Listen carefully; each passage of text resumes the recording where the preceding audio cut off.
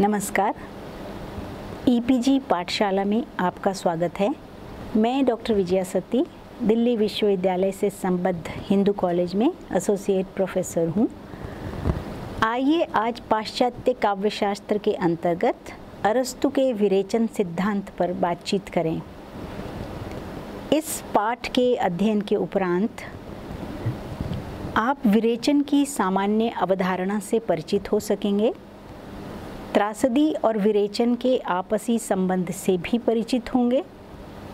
आप विरेचन का इतिहास जान सकेंगे, विरेचन की धार्मिक व्याख्या से भी परिचित होंगे, विरेचन की नीतिपरक व्याख्या भी जान सकेंगे और विरेचन की कलापरक व्याख्या से भी आप अवगत होंगे।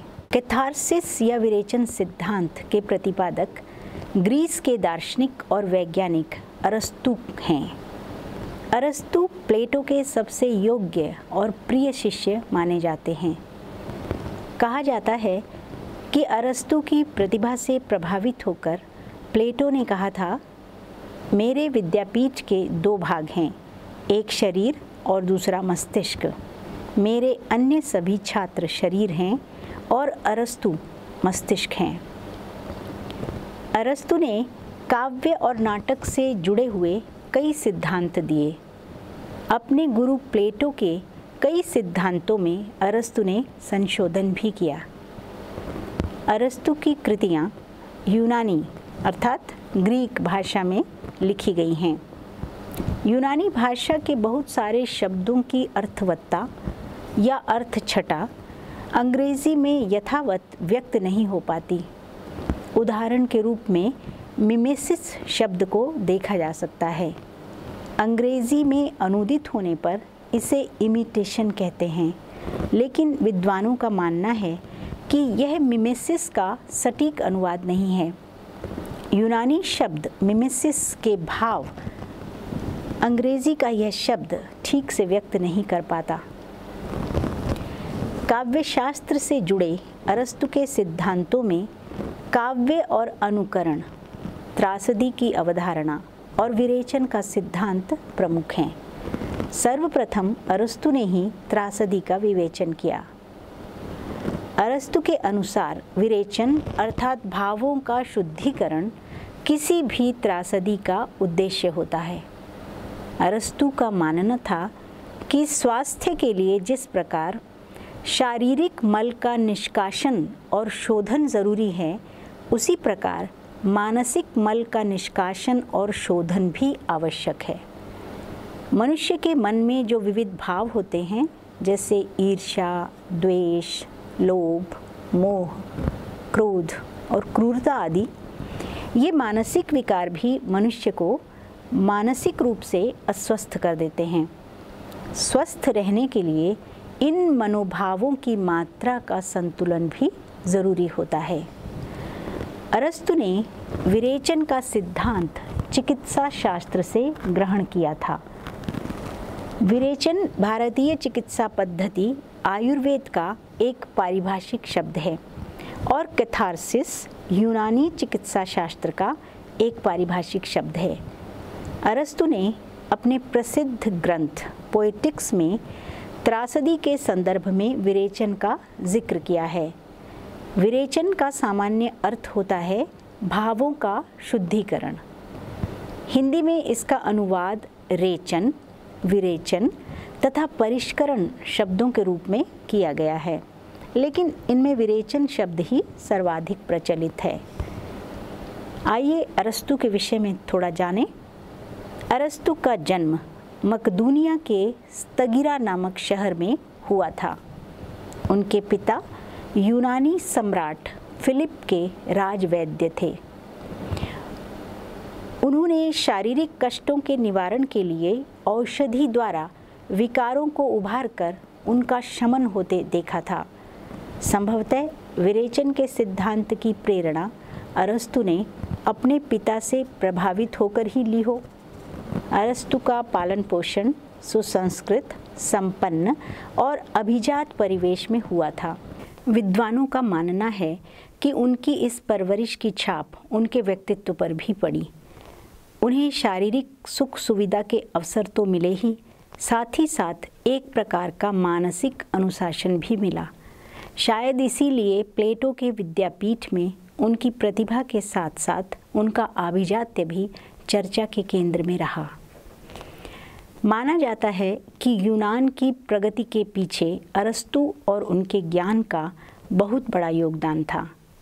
अरस्तु ने दर्शन शास्त्र, राजनीति शास्त्र, काव्य शास्त्र और भाषण शास्त्र आदि पर समान अधिकार दिखाया था। इसी के साथ ही भौतिक विज्ञान, जीव विज्ञान, वनस्पति विज्ञान, मनोविज्ञान आदि विधाओं में उनकी जानकारी का लोहा दुनिया मानती है। स्वयं अरस्तु का मानना था कि मनुष्य को ज्ञान की सभी शाखाओं में अबाध गति से चलना चाहिए। कहना न होगा कि अपने कथन को उन्होंने अपने ऊपर ही लागू कर दिखाया। कहा जाता है कि अरस्तु ने करीब 400 ग्रंथ लिखे।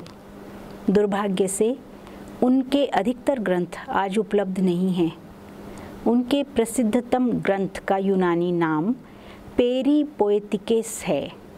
इसका अंग्रेजी रूपांतर है ऑन पोएटिक्स, किंतु वह केवल पोएटिक्स नाम से ही विख्यात है।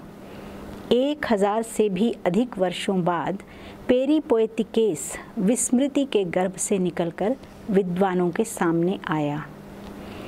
पेरीपोएटिकेस या पोएटिक्स लगभग 50 पृष्ठों की छोटी सी पुस्तक है। इसमें 26 अध्याय हैं। अरस्तु मुख्य रूप से तर्क प्रवण दार्शनिक हैं। पोएटिक्स में विरेचन का उल्लेख मात्र है। उसका थोड़ा स्पष्टीकरण राजनीति शास्त्र में मिलता है। यूनानी पद कथार्सिस के लिए हिंदी में विरेचन शब्द प्रचलित है। कुछ विद्वान इसके लिए शुद्धिकरण पद का भी प्रयोग करते हैं। जिस तरह आयुर्वेद में विरेचन एक पारिभाषिक शब्द माना जाता है, उसी प्रकार यूनानी चिकित्सा शास्त्र में विरेचन भी एक पारिभाषिक शब्द है। चिकित्सा शास्त्र में इसका अर्थ है रेचक औषधियों द्वारा शरीर के अनावश्यक अस्वास्थ्यकर पदार्थ को बाहर निकालना। अरस्तु ने चिकित्सा शास्त्र के इस एक शब्द को सौंदर्य शास्त्र के अर्थ गर्भित स्थायी उपकरण के रूप में परिणत कर दिया। आयुर्वेद के अनुसार मनुष्य के शरीर में 3 दोष होते हैं, वात, पित्त और कफ। शरीर में जब तक इनका अनुपात प्राकृतिक रूप से ठीक रहता है, तब तक मनुष्य का शरीर भी स्वस्थ रहता है। इनका अनुपात जब बिगड़ जाता है, तब मनुष्य का स्वास्थ्य भी बिगड़ने लगता है और शरीर में रोग अपना घर बनाने लगते हैं। शरीर के रोग को दूर करने के लिए वात, पित्त और कफ को फिर से अनुपात में लाना बहुत ही आवश्यक होता है। शरीर में संचित दोष को निकालने के लिए हमेशा औषधि ही पर्याप्त नहीं होती। कभी कभी औषधि के साथ कुछ शारीरिक क्रियाएं भी रोगी को करनी पड़ती हैं, या यूं कहें कि आयुर्वेदाचार्य रोगी के शरीर को कुछ क्रियाएं करने के लिए बाध्य करते हैं। ये क्रियाएं कई प्रकार की हो सकती हैं, अतः इनका पारिभाषिक नाम भी अलग अलग है। इन्हीं में से एक क्रिया वमन कहलाती है। मनुष्य के अमाशय में संचित मल के निष्कासन के लिए रोगी से वमन की क्रिया करवाई जाती है। इसी तरह पेट में संचित मल को निकालने के लिए रोगी से विरेचन की क्रिया करवाई जाती है। विरेचन मल निष्कासन द्वारा शरीर शोधन तथा त्रिविध दोषों में साम्यावस्था के निष्पादन की अन्यतम प्रक्रिया या विधि को कहते हैं। इसकी सहायता से अतिरिक्त तथा व्याधिकारक मल शरीर से बाहर निकल जाता है। मल के निकलने से शरीर फिर से अपना संतुलन प्राप्त करने लगता है। इस प्रकार रोगी की व्याधि मिटने लगती है और धीरे धीरे शरीर स्वस्थ होने लगता है। स्वास्थ्य के लिए जिस प्रकार शरीर के मलमूत्र का शरीर से बाहर निकलना ज़रूरी है, उसी प्रकार मन के स्वास्थ्य के लिए मानसिक मल का निष्कासन और शोधन भी जरूरी है। ईर्ष्या, द्वेष, लोभ, क्रोध, मोह, क्रूरता, अहंकार आदि मानसिक मल भी मनुष्य को मानसिक रूप से अस्वस्थ बना देते हैं। मनुष्य के मन में इनकी मात्रा में भी संतुलन जरूरी होता है और साहित्य यही काम करता है। आयुर्वेद में विरेचन शब्द का प्रयोग शारीरिक मल के शोधन के लिए ही रूढ़ है। धीरे धीरे इस शब्द का अर्थ विस्तार हुआ। साहित्य में इसका व्यवहार भाव शोधन के लिए भी किया जाने लगा। इसीलिए अरस्तु के कैथार्सिस के अनुवाद के रूप में यह हिंदी में भी प्रचलित हो गया। इस शब्द पर पश्चिम में बहुत विवाद हुए हैं। विद्वानों में मतभेद देखने को मिलते हैं। इस शब्द की धार्मिक, नैतिक, मानसिक आदि कई प्रकार की व्याख्याएं हुई हैं।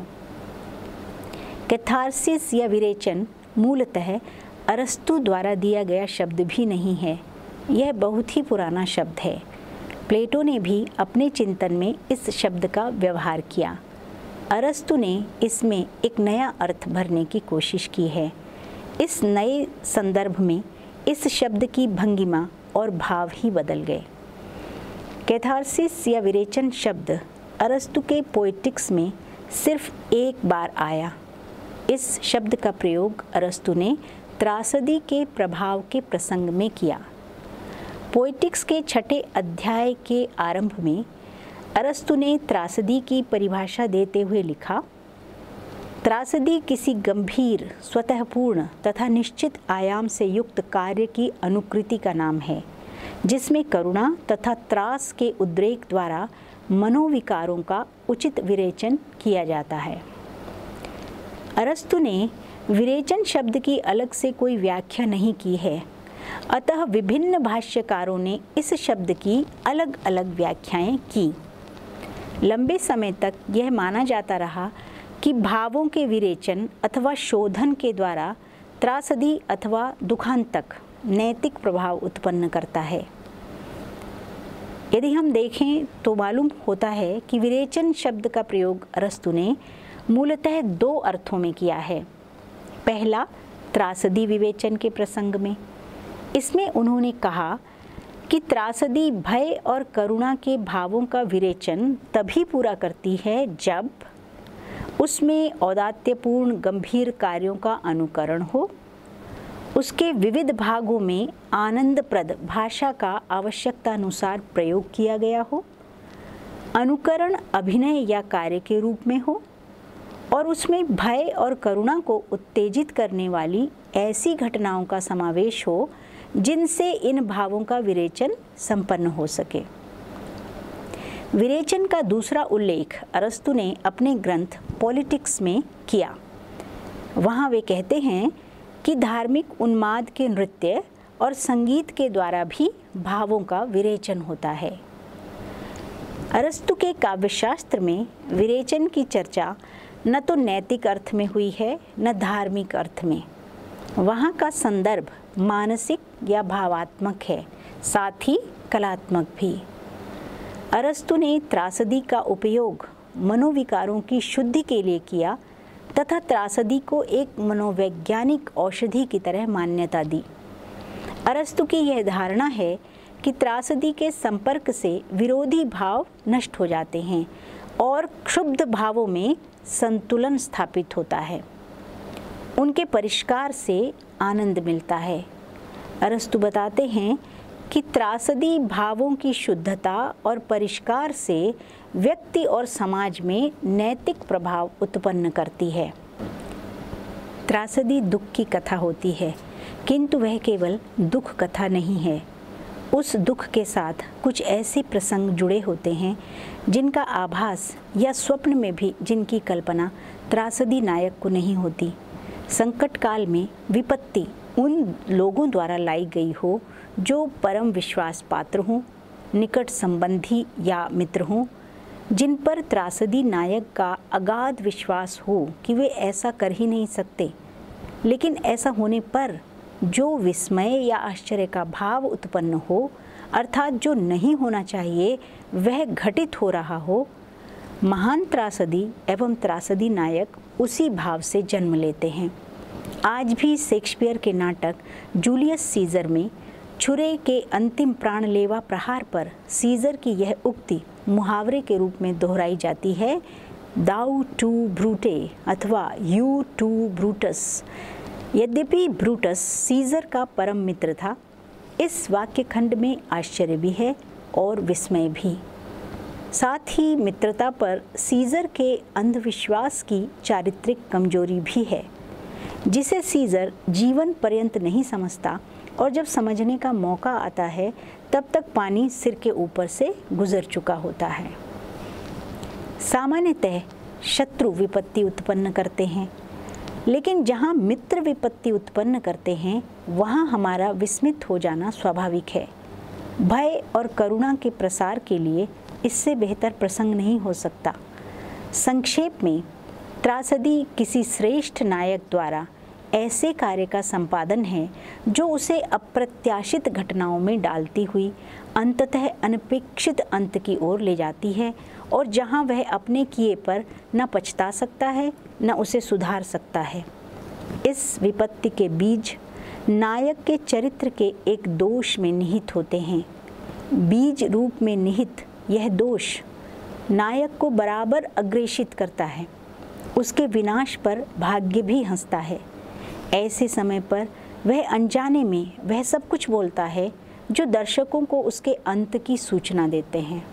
उदाहरण के लिए, जूलियस सीजर नाटक में सीजर कहता है, खतरा जानता है, सीजर का खतरा खतरे से अधिक खतरनाक है।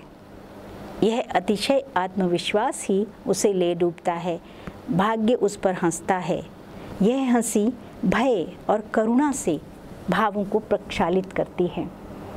इसलिए अरस्तु ने इस बात पर जोर दिया कि त्रासदीकार को नैतिकता और शिक्षा का प्रसार अव्यक्त रूप से करना चाहिए। अनैतिक स्थल अपने पूर्ण संदर्भ में ही सार्थक हैं।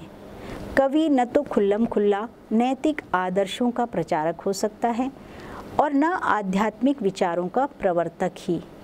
नैतिकता अनैतिकता को काव्य में मूर्त परिस्थितियों के माध्यम से ही सामने आना होगा।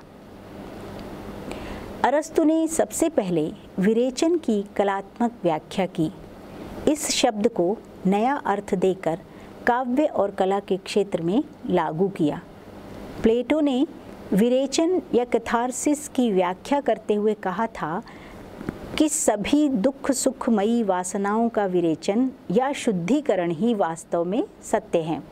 इसी को आधार बनाकर अरस्तु ने विरेचन की अपनी व्याख्या प्रस्तुत की। अरस्तु के अनुसार कविता और नाटक में जिन भावनाओं और वासनाओं का चित्रण होता है, मंच पर प्रदर्शन होता है, वे मनुष्य के भीतर स्वार्थ और अहम भाव से भरी हुई हानिकारक भावनाएं नहीं रह जाती। कलात्मक अभिव्यक्ति से विरेचित हो जाने के कारण इन भावनाओं और वासनाओं का उदात्तीकरण और शुद्धिकरण हो जाता है। विरेचन की कलापरक व्याख्या करने वाले विद्वानों में सबसे प्रमुख बुचर हैं। ये अरस्तु के पोएटिक्स के प्रसिद्ध भाष्यकार भी हैं। बुचर का मानना है कि वास्तविक जीवन में करुणा और भय के भाव दूषित और कष्टप्रद तत्वों से युक्त रहते हैं। दुखांतकीय उत्तेजना में दूषित अंश के निकल जाने से वे कष्टप्रद के बदले आनंदप्रद बन जाते हैं, बल्कि यूँ कहें कि वे भाव स्वयं ही शोधित अथवा विरेचित हो जाते हैं। इस दृष्टि से दुखांतक का कार्य केवल करुणा और भय का निर्गम मार्ग तैयार करना ही नहीं है, बल्कि उन्हें कलात्मक संतुष्टि का साधन बनाना भी है। उन्हें कला के माध्यम के बीच से पार कर शुद्ध और स्वच्छ भी बनाना है। डॉक्टर नगेंद्र ने इस व्याख्या पर विचार करते हुए लिखा है कि विरेचन की प्रक्रिया के दो पक्ष होते हैं, पहला अभावात्मक और दूसरा भावात्मक। करुणा और त्रास का उद्रेक और उनके शमन से निष्पन्न मानसिक संतुलन विरेचन का अभावात्मक यानी पूर्व पक्ष है। डॉक्टर नगेंद्र के अनुसार अरस्तु ने विरेचन का जिस अर्थ में प्रयोग किया है उसमें उसकी अभावात्मक व्याख्या तो मिलती है, किंतु भावात्मक पक्ष की ठीक ठीक व्याख्या नहीं मिलती। अरस्तु के काव्यशास्त्र के अनुवाद की भूमिका में गिलबर्ट मरे ने यह जानकारी दी है कि रोम में यूनानी त्रासदी का प्रयोग कलात्मक अभिरुचि के लिए नहीं बल्कि एक धार्मिक अंधविश्वास के रूप में महामारी के निवारण के लिए भी हुआ था। अरस्तु ने खुद भी एक धार्मिक प्रक्रिया का उल्लेख किया है। अरस्तु ने धार्मिक विरेचन का उल्लेख अपने ग्रंथ राजनीति शास्त्र में किया है। उनका कहना है कि कभी कोई किसी देवता द्वारा आविष्ट हो जाता था, उस स्थिति में वह जो कुछ भी करता था वह क्षम्य माना जाता था। उस समय तीव्र संगीत के माध्यम से ऐसे आदमी के आवेश को चरम पर पहुंचाकर शांत किया जाता था। इस प्रसंग में अरस्तु ने संगीत के विरेचक प्रभाव की चर्चा की है। उन्होंने संगीत के 3 प्रभावों का उल्लेख किया है। एक वह जो नैतिक प्रभाव या शैक्षिक मूल्य उत्पन्न करता है, दूसरा वह जो आनंद उत्पन्न करता है, तीसरा वह होता है जो अत्यंत उग्र और अशांत होता है और धार्मिक उन्माद को शांत करता है। इस तीसरे प्रकार के संगीत को ही अरस्तु ने विरेचक कहा है। इसका भावात्मक परिणाम है निर्दोष आनंद। धार्मिक उन्माद के कारण को ऐसा संगीत शांत करता है। विरेचन की नीतिपरक व्याख्या का श्रेय जर्मनी के बार्नेज को दिया जाता है। उनके अनुसार मनोवैज्ञानिक दृष्टि से विरेचन का अर्थ हुआ करुणा और भय नामक मनोवेगों की उत्तेजना द्वारा संपन्न अंतर्वृत्तियों का समंजन अथवा मन की शांति और परिष्कृति। अरस्तु के शब्दों में कहा जाए तो शुद्धि के अनुभव का अर्थ है आत्मा की विशदता और प्रसन्नता। रेने वेलेक ने बार्नेज की इस व्याख्या का खंडन किया है। विरेचन की व्याख्या करते हुए यह कहा गया कि त्रासदी द्वारा उत्पन्न भय और करुणा उत्तेजित होकर दूसरी भीषण वासनाओं जैसे क्रोध आदि को शांत कर देते हैं। इस बात का प्रभाव व्यक्ति के आचार और नैतिकता पर पड़ता है। कई विचारकों ने यह भी मत दिया कि भय और करुणा के भावों के त्रासदी में प्रदर्शन द्वारा दर्शकों के मन में रहने वाले इन्हीं भावों का निजी स्वार्थ से ऊपर उठकर विरेचन हो जाता है। इससे व्यक्ति की नैतिकता उदात्त हो जाती है।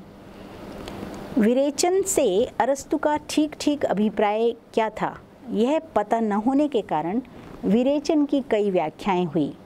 प्रोफेसर निर्मला जैन ने अनुमान लगाया कि अरस्तु के काव्य चिंतन का एक केंद्रीय सरोकार यह था कि प्लेटो द्वारा लगाए गए आक्षेपों के विरुद्ध काव्य का पक्ष समर्थन कर सकें, उसके अर्थात काव्य के पक्ष में दलीलें प्रस्तुत कर सकें।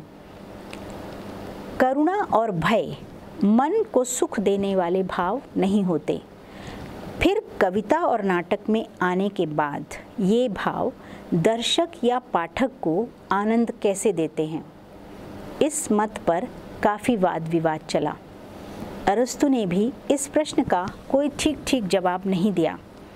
लेकिन विरेचन से संबंधित अरस्तु की अवधारणाओं को जानने के बाद यह कहा जा सकता है कि वास्तविक जीवन में करुणा और भय के भाव दुख से संवलित अवश्य होते हैं, किंतु कलात्मक वैशिष्ट्य के कारण दुखद अंश विलुप्त हो जाता है और शुद्ध आनंद बचा रहता है।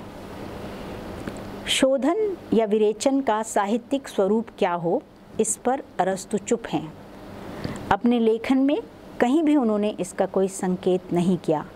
उनके लेखन से सिर्फ इतना ही पता चलता है कि विरेचन द्वारा वे किसी कष्टप्रद या अशांतिप्रद तत्व की ओर इशारा करना चाहते हैं। अपने ग्रंथ शासन शास्त्र में इस शब्द की जो परिभाषा उन्होंने दी है उससे विद्वानों की इस धारणा की पुष्टि होती देखी जा सकती है। अरस्तु के अनुसार भय घातक या कष्टकर आसन्न अनिष्ट की आशंका से उत्पन्न एक प्रकार की पीड़ा है। इस परिभाषा में 3 बातों पर ध्यान दिया जाना चाहिए।